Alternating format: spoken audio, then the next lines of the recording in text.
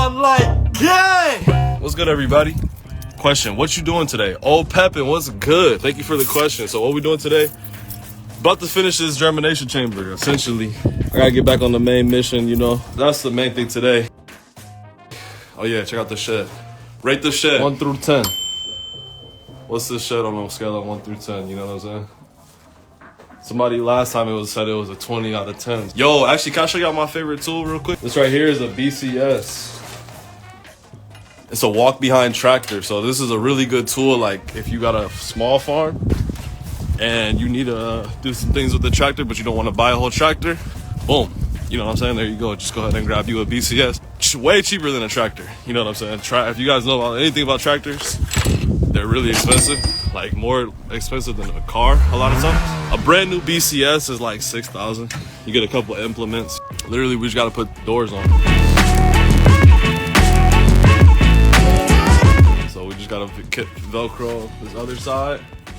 Put 2 pieces on. So we'll see how it goes. This might be a fail. This might work out. Y'all gotta let me know though. Velcro tape. Pretty cool. I didn't know this existed, you know. First things first. It's a decent length. Lay that down like that. That's a good length though. Enjoy the rest of the weather, good weather before it changes. Don't say that. Don't say that. It's not gonna change. Yeah, I'm gonna cut the other piece. What I'm thinking right now is I'm gonna just zip tie it to the top board 2 or 3 times and then tape it down up there. Bro, look at this cut.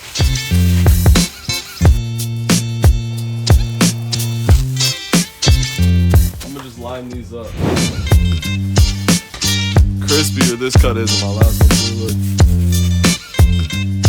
It's all good though. So now we got both sides ready.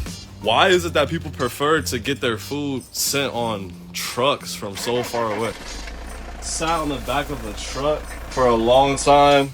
You know what I mean? It's getting transported by people who don't care about it, grown by people who don't care about it. Why do y'all think that is? I'm just kind of curious, man. Why do y'all think that is? Man? I would way rather have my stuff coming from somewhere I can actually go see how it's grown.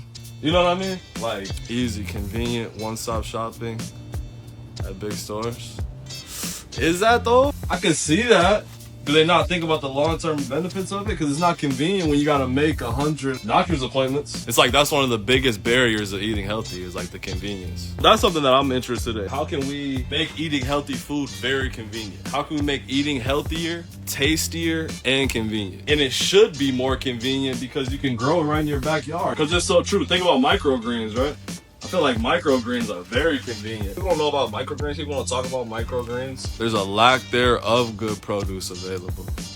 Produce and mass production changed our dynamic. That's a really good point. It's a lack of good food. When you go into the grocery store, it's flooded. And that's one of my biggest things about grocery stores I don't like. It's so hard to find the organic section a lot of times.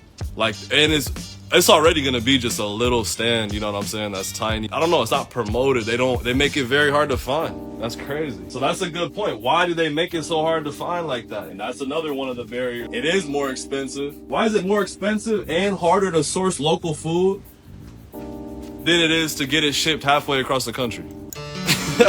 We've gotten so far away from where we used to be. And there is such a lack of options because it's like, who wants to be a farmer nowadays, you know? There's a lot of appeal to being a farmer in my eyes because you know what you're doing. You can actually make a very good living for yourself. And you can provide the nourishment that your family, community, your friends all need to eat, right? It's funny, there's a good book. It's called the Organic Farmer Business Handbook. And one of the quotes in there is so funny. It's like, I wanted to be like a lawyer or a doctor for my parents' sake, but I couldn't take the pay cut. I'm just excited to like have an opportunity to make new products and things like that because I feel like it's needed. You know what I'm saying? I think there's a lot of people with good ideas out there who can bring stuff to the table. I gotta get more tape, I'm pretty sure. Oh yeah, I need to get some more tape actually. Let's go grab this more tape real quick. Oh, I did want to look at this cover crop too, real quick. See how the grass is right here, and this is the cover crop. You can see the difference in this. Like, this grass is so well established. It's been here for centuries. This is a rhizome crab type of crabgrass, invasive and hard to deal with when you're growing stuff. So we have been growing in this field. We tilled it obviously for a little bit. Planted a cover crop in here. It was like a mixture of rye, clover, and oat mix. That's what all this stuff is. So you can see there's still grass in here, and I might still tarp this. You can see that difference, right? Obviously, like it's so heavy with grass over there. Over here, it looks a lot better. Like we could easily till this once it dries up and get some stuff planted.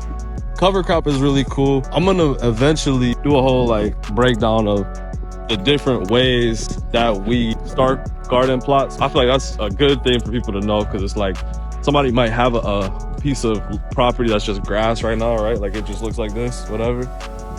And it'd be a question like, how do I take that, turn it into an area where I can grow some really good food? Even right now, I'm gonna go and show y'all another way that we do it. So that way I just showed you is cover cropping. Basically, you just sow your seeds, grow the crop, just to help out the soil, suppress weeds, and add nutrients to your soil, right? You still have to till that, kind of either remove the cover crop or till it into the ground, then plant. So that's one way, right? So this method right here is tarping method. The grass was super well established over here. And so what we did basically is weigh all this down with rocks and this tarp. And what it does is pretty much solarizes the grass. So it's killing all the grass, solarizing it, like completely burning the roots and everything, so that essentially when we take this tarp off, it's gonna be black soil, no weeds. Look at those worms. Kind of ready to go. Like there's a lot of rocks on it, but you can see how there's stuff dying under there right now. We're gonna keep it on here probably for another 2 months. This is gonna help us out a lot with weeding. It's gonna help our plants grow better because they won't have all that competition from that super well-established grass. I call this like the easy, slow, but cheap way to do it. I mean, I say cheap, but honestly, this tarp was really expensive because it's such a big tarp. Weigh it down with a ton of rocks and just forget about it for like a year or two. You'll have a bed that you can plant in that's free of weeds and really easy to work with. Like you probably won't even need to till it. You could just get in there with the shovel, turn it around, and then plant your stuff. So this one, right, we took a bobcat, scooped all this out, scooped all the soil and grass that was right here. It was the same grassy area like we were saying. Scooped this grass out, and then we brought in more compost and made beds with it. So this is like the fast and expensive way, right? If you can rent a bobcat, if you have a bobcat, you have a skid steer, something that can remove grass and dirt. You literally just remove like the top 4 or 5 inches of your soil, come back in with compost. Then you have fresh beds. They won't have a lot of like plant material in it. They won't have a lot of the weeds in it. It's an expensive way to do it, but it's a really good way to do it because you're pretty much guaranteed to get a good harvest. If you're spending money on compost, I mean, that's a whole other thing. But at the end of the day, you want to make sure you're getting a good product. That's a couple ways that we grow stuff. Well, not grow stuff, but prepare beds. Explore these options. Check out our YouTube. Sunlight Gardens will make more videos about it in depth. Thank you everybody that joined and slid through. Definitely see y'all next time.